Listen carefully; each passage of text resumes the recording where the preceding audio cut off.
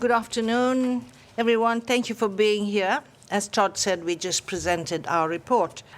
What I like to emphasize is that our report represents the United Nations' first in-depth investigation of the events that took place on and since 7th October 23. It was based on interviews with victims and witnesses conducted remotely. We rely on satellite imagery and forensic medical reports. Israel has obstructed the Commission's investigations and prevented its access. Chris, did you have any remarks? Our report barely scratches the surface. Our reports, there are 3 of them, almost 200 pages of them. And we barely scratch the surface of what has happened since the 7th of October. And as Navi has indicated, we will continue that work.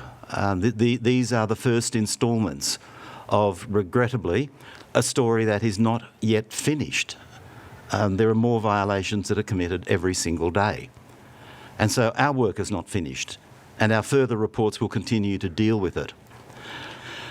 You mentioned the Israeli army is the most moral army in the world. I mean, this is something that is said repeatedly by the current Prime Minister of Israel, Netanyahu. On one recent occasion, he walked it back a bit and he said, one of the most moral armies in the world. Now, I don't have the expertise and I don't have the authority to make assessments of morality. Netanyahu may, but I don't. So, I don't know whether it's one of the most moral armies in the world or not. But what I do have expertise in and what I do have an authority to do is make assessments of criminal conduct. And we've done that in relation to the recent events, and you can see that in the report. And the only conclusion you can draw is that the Israeli army is one of the most criminal armies in the world. But I'll leave morality to Netanyahu to determine.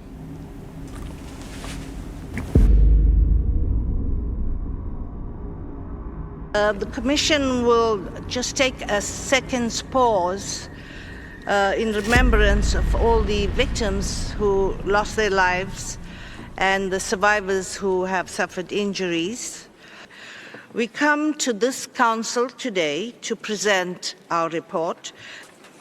On the 7th October attack in Israel and Israel's subsequent military operation in Gaza have not occurred in a vacuum.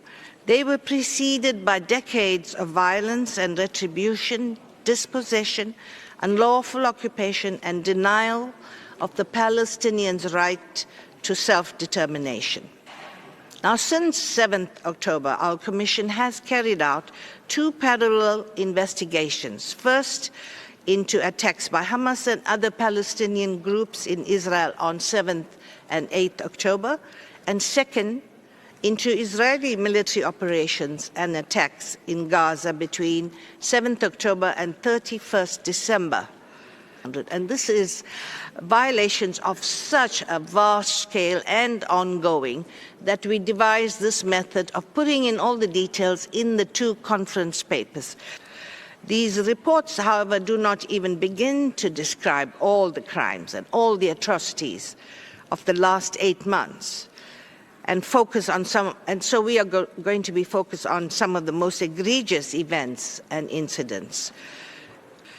Israel has a right to protect its citizens from violence by Palestinian armed groups, but in doing so, it must comply with international law. Hamas and the Palestinian armed group must also comply with international law.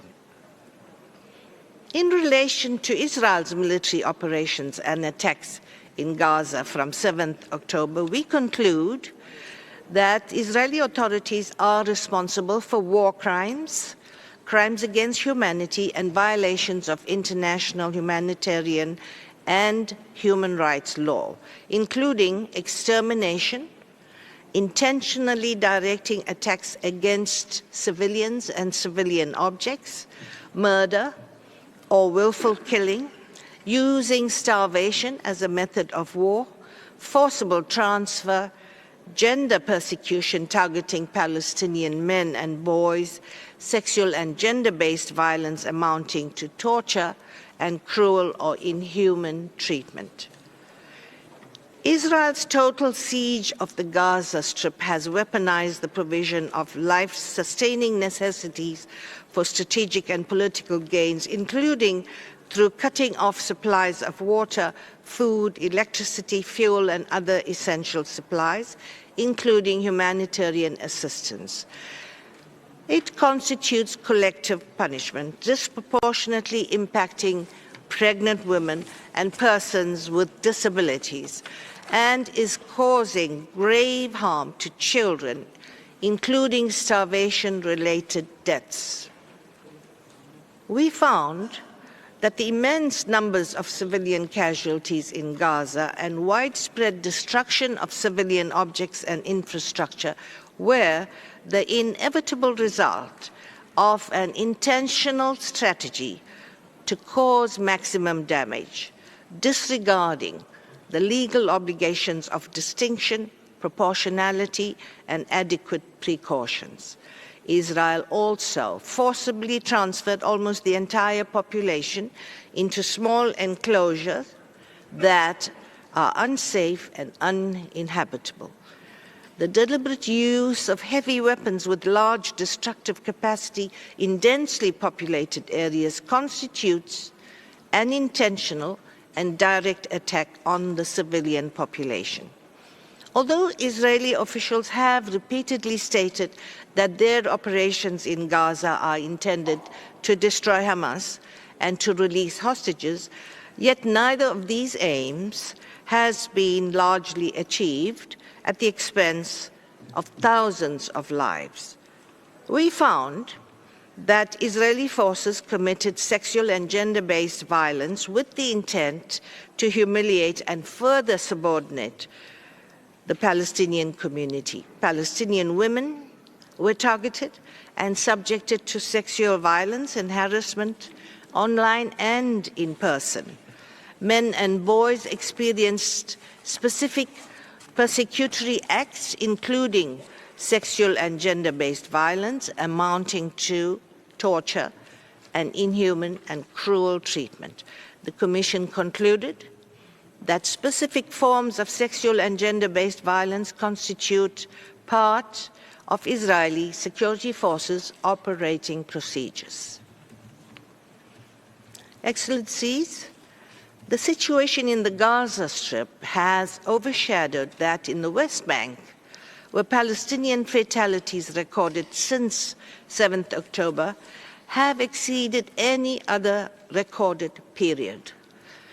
This is linked to increasingly militarized Israeli operations, a trend which we highlighted in our report to the General Assembly last year, as well as a surge in violent settler attacks on Palestinian communities, often assisted or condoned by Israeli forces.